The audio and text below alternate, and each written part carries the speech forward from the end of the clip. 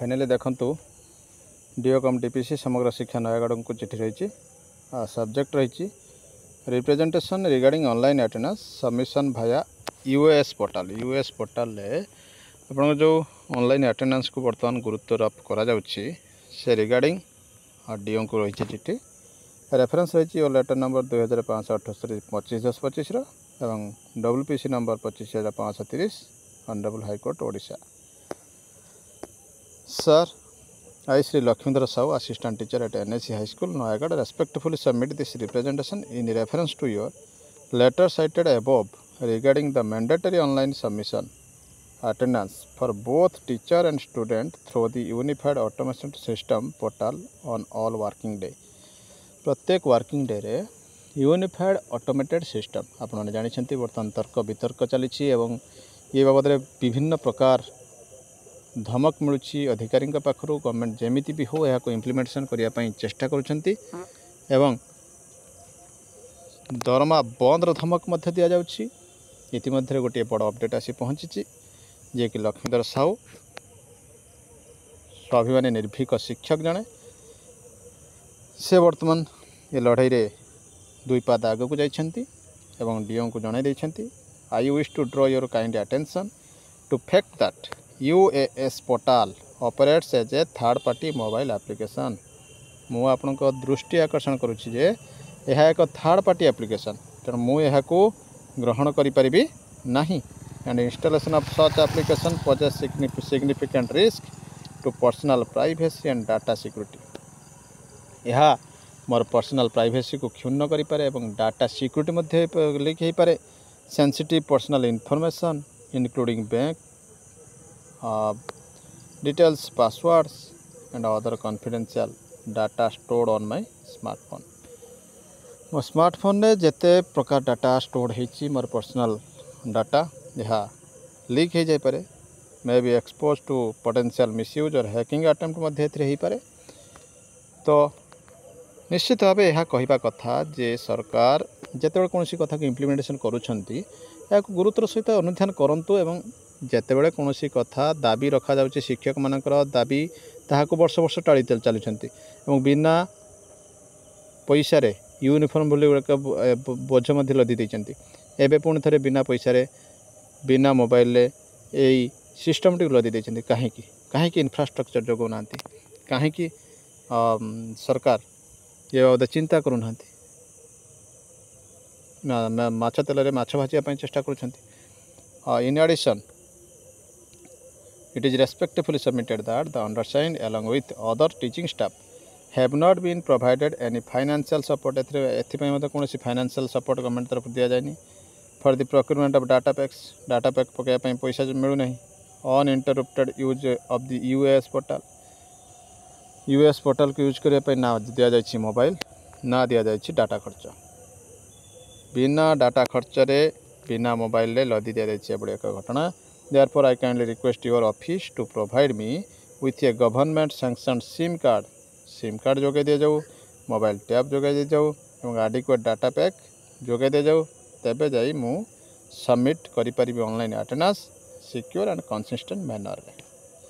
तो निश्चित भाव ये गोटे बड़ खबर आसी पहुँची 27/10/25 रे एवं लक्ष्मीधर साहू जी जन टाणुआ शिक्षक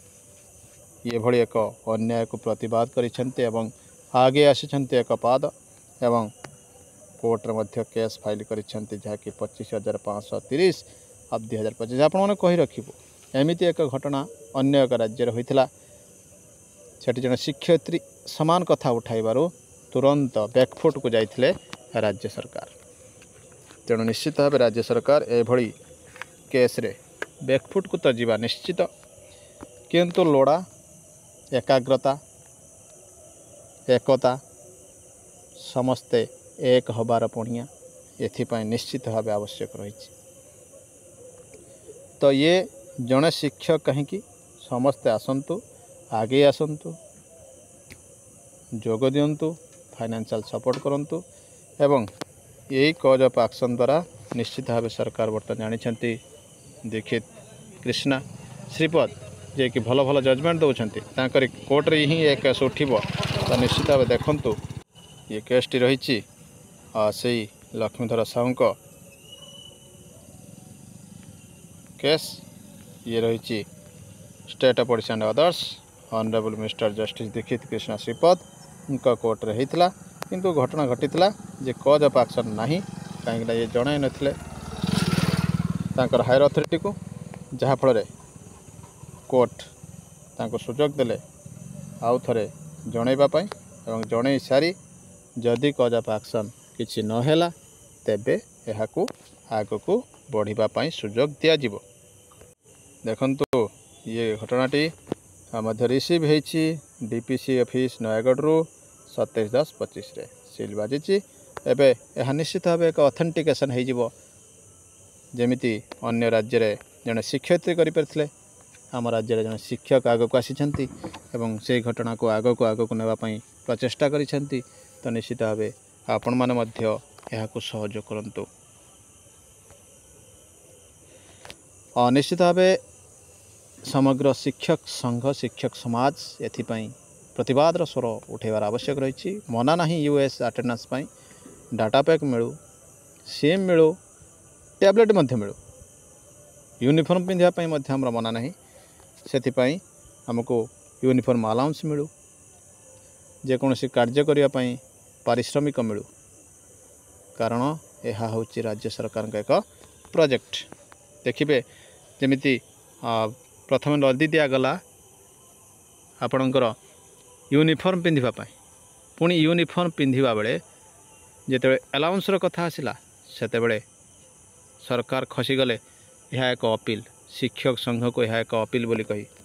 तेणु कौन सी जिनस मानिबा पूर्वर ताको विरोध कले यही निश्चित भाव आम सफलता पाइबा।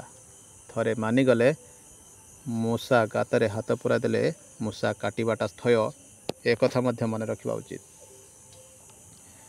यूएस पोर्टाल को इम्प्लीमेंटेशन करने कलबल कौशल लगाई सरकार एवं यही कलबल कौशल को भांगापी यह एक उचित पदक्षेप एवं आप निश्चित ए सफल होगाक जाउछंती एवं आग को सरकार निश्चित भाव ये बेन डाउन हेबे यह ग्यारंटीर सहित आम कहीपर कारण यह एक अन्याय कला प्रथा जहाँकि प्राथमिक शिक्षक समेत हाईस्कूल शिक्षक लदी दि जाइए एबे समय आसी प्राथमिक शिक्षक एवं हाईस्कूल शिक्षक एकत्र होबार आउ या विरुद्ध लड़बार तो आप कही रखिबू जमीती टी भली एक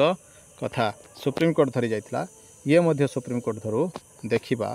सरकारंकर केते ताकत रही एवं